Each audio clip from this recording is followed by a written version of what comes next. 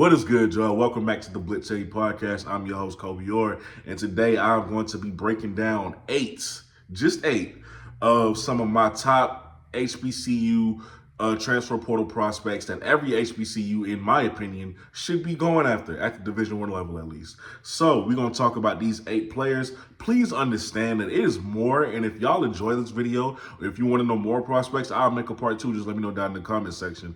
But guys, if your school does not walk away with not only any of these players, but no gem in this transfer portal class, that is on your school's fault. This class is already more deep, more rich than any other class since the transfer portal's inception. Let's just get into it. First guy I want to talk about, Derell Robinson.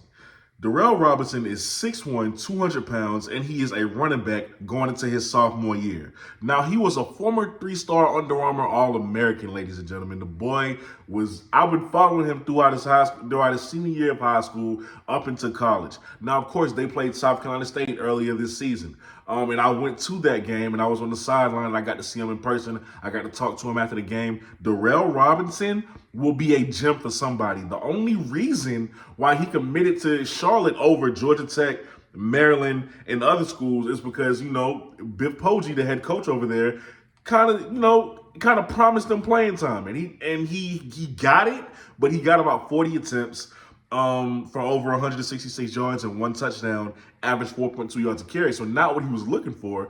So being that he was splitting carries with like 2 other backs, so he's decided to enter the transfer portal. What you will get out of Derell Robinson is a kid who is so shifty. Okay, not only is he shifty, he can run in between the tackles, and he has those gears. He has that gear shift to get away from defenders in open space. I mean, he almost took one to the house at midfield versus South Carolina State if the turf monster didn't catch him. Derell Robinson is by far one of my favorite prospects in this portal. Next, Zion Turner. So Zion Turner is a quarterback transferring from the University of Connecticut. He is 6 feet, 203 pounds. He is going into his junior year. Now, as a freshman, Zion Turner came into college football as one of the best players from St. Thomas Aquinas. And we know, if you're familiar with football at the high school level nationally, you know St. Thomas Aquinas is a dynasty in high school. He was one of the best players to come out of that school. He went to Connecticut, okay? And in his freshman year, in the very first game, his number got called. He wasn't starting. The starter got hurt, and he was out for the season. So guess who had to step up? Zion. And he did just that. Ladies and gentlemen, he ended up leading Connecticut to a 6-6 record, okay? I think he was 149 for 258, 9 touchdowns, 10 interceptions. That was just his first year of college football. Okay. He also had 262 yards rushing, a rushing touchdown. He completed 57% of his passes. And I think he threw for like 1,400 yards overall in his freshman year. So he started 12 games, played in 13, because of course he didn't start that first one. Zion has a lot of talent. And I know y'all are wondering, well, what happened his sophomore year? He got injured, right? And when he was finally able to return, they didn't put him in. And the whole Connecticut fan base, wanted him. They were requesting, they were demanding that Connecticut put Zion back in, but they never did. So the fan base as a whole for Connecticut is really upset that he got to leave. They're upset at their head coach that they let Zion leave. And that, I feel like that speaks volumes for what he can do. They know what he can do. This was just a drop of the ball by the head coach. After Zion Turner, we got another quarterback, Haj Malik Williams. How many of y'all remember him, right? Campbell University. A lot of y'all know him from when he played Jackson State in that much anticipated homecoming game. Man, it was crazy, right? So he stepped into that environment, and although they lost and it was a low-scoring game, he had a lot of big plays. He had a lot of highlight runs that made you go, wow, this kid is a great athlete. So Haj Malik Williams is a grad student, right? 6 feet, 205 pounds. He had a career season in 2022. That he did. As a matter of fact, I think he set a school record for 2,221 yards passing, as well as 12 touchdowns through the air.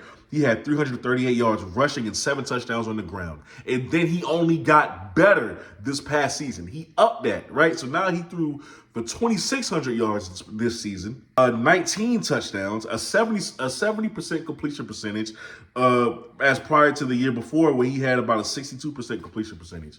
He's gotten better those past 2 years. And with his last year of eligibility, he could probably reach that 3,000 mark. Now, a guy as talented as Haj Malik Williams, I've heard people say, what about North Carolina Central? And I think to myself, that would be very dangerous. And y'all should be doing everything in your power, especially if you need a quarterback, to not let that happen. Haj Malik Williams could lead a team if you have everything else in place and all you need is a quarterback, like how Morgan did last season. This guy could get you over the hump. This guy could get you to a Celebration Bowl. So if I was y'all, I would definitely jump on Haj Malik Williams. And he's been getting offers, by the way. So yeah, good luck in that sweepstakes. After Haj Malik Williams, we got a DB from Bowie State whose name is Rodney Nino Patterson. So Rodney Nino Patterson is going into his final year of college eligibility. He will be a grad transfer. Now, he's from Bowie, as I said. He plays DB, he plays nickel, plays safety. He's a very versatile defensive back. So if you know anything about Bowie DBs, you know that wherever they've transferred, the history tells us that they've all worked out. They have all worked out for the most part. You shopping at Bowie for a DB is almost a sure thing. And I feel like it'll be the same thing for Rodney. So check this out. He started 7 of 20 games last year, this past season. He had 593 covered snaps. He only allowed 18 catches. He was targeted 51 times. He had 14 pass deflections and 1 interception. That's pretty solid coverage. And we can think of a lot of schools who could use a corner like that. That's pretty solid coverage, okay? Now, as far as the size goes, he's 5'9", 175 pounds. Put him in the slot if you want to. Put him where you want. It don't really matter. These stats tell me he's legit. He's legit in coverage. He allowed 242 yards total on the season and had 56 total tackles. So not only, which to his credit, not only is this kid really good in coverage, he could really help you out in the run game. He gets active if the ball ain't coming in the air. You don't see that a lot with a lot of DBs. He takes pride in being able to stop the run, go up and make the tackle, or bat the ball down in the air. It doesn't matter. This is the kind of kid you want on your team. All right, next up, we got a defensive tackle by the name of Dante Bouty. Now, Dante is 6'2", 280 pounds, a defensive tackle from Robert Morris, going into his last year of college eligibility as well. Guys, what can I say about this kid? He's strong as an ox. He is strong as an ox. So because of that reason alone, watching his tape, you see him just be an absolute force up the middle. He's a true disruptor in every sense of the word. And when that comes to providing help in the run support, best believe he gonna do that. Best believe he gonna do that. I'm not saying he can't get to the passer. I'm just saying this is what his gift is. He's very strong. He can help provide great run support. I suggest this is the kid you go after. Now, his stats are not gonna wow you. That's not what he does. That's not who he is. He just provides quality depth. And when it's his time to get in, he's one of those guys who the stats might not pop out, but his play is what's going to pop out. He's going to do his job. He's going to do his part. This is the kind of guy that you want on your defensive line. A guy who's seasoned. He's a veteran at this point. He knows what he has to do. He plays with a lot of swagger, with a lot of confidence. He's nasty. And that strength, man, it's ridiculous. 6'2", 280 pounds, very decent size for that position. Dante Bouty is a guy who y'all should consider going after. Now let's go back to the quarterbacks, okay? Seth Morgan. This is a kid who I just came upon when I was looking at the transfer portal, and I just found myself in this page, and I'm watching this tape, and I'm saying that arm is something serious. So Seth Morgan is a Division II transfer. He's coming from the Division II level. He's 6'2", 215 pounds. Okay, last season, he was 239 for 364. They put that ball in his hands a lot, okay? And he completed 66% of his passes. He threw for 2,970 yards, 25 touchdowns. On top of that, this man was first team all-conference two-time Conference Player of the Week, and led his team to a 9-2 record with a playoff appearance. This man is highly productive. He's highly accomplished as well, coming from the Division II ranks. And the velocity in which that ball comes out of his hands, it's one thing to see it in person, but when it's obvious on tape that your arm is strong, that says something. And plus, he has a little bit of mobility to him. So he's played at the Division I and the Division II level. In his career, he has 8,200 yards passing and 62 total touchdowns. He was the reason VMI was able to get their first conference championship in 40 years. 40 years. In 2020, he was Freshman of the Year. I would take a serious look into him. But y'all are watching the tape, so you let me know what you think about him. Now, the last two guys that we're going to talk about, obvious, right? These are hot commodities right now in the HBCU ball. Kwan Johnson and Andrew Bouty. Let's start with Andrew Bouty. He entered the portal. We all know this. 6'2", 195 pounds. We know this. Quarterback, we know that as well. He has 2 years left of eligibility because, he medically redshirted this past season after injuring his shoulder. Andrew Bouty is a playmaker. Andrew Bouty is I think he left the state of Texas in high school as one of the top passers in Texas high school football history. Don't tell me he can't pass when that was possible, because that's not easy to do. The thing is, now that he's in the transfer portal, and he's going to go to a school that's going to provide him more help, because Texas Southern just did not give him a lot of help. But now that he's going to go to a school who's going to give him more help, could we see that Andrew Bouty that was in high school return as far as him being a passer? This is a guy who was second team all-conference last year. Threw for 2,500 yards, 12 touchdowns, over 823 yards and 6 touchdowns rushing in his career so far. Could he be that guy again that he was in high school, passing the football, if he was to go to someone like let's say a FAMU?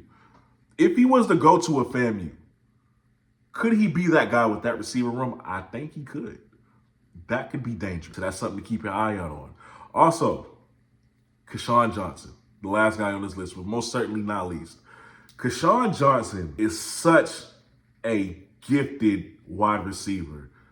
We have to ask questions for Alabama State, and I'm going off topic a little bit. We have to ask questions as to just how he ended up in the transfer portal. How do you let that kid go into the transfer portal? Kwan Johnson didn't have a decent quarterback all year, and yet he still put up 61 receptions, 829 yards, 7 touchdowns. Oh, and he has 2 years left of eligibility.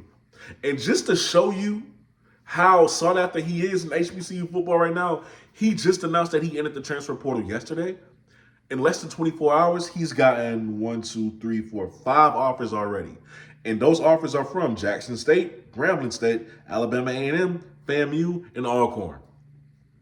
He's won it.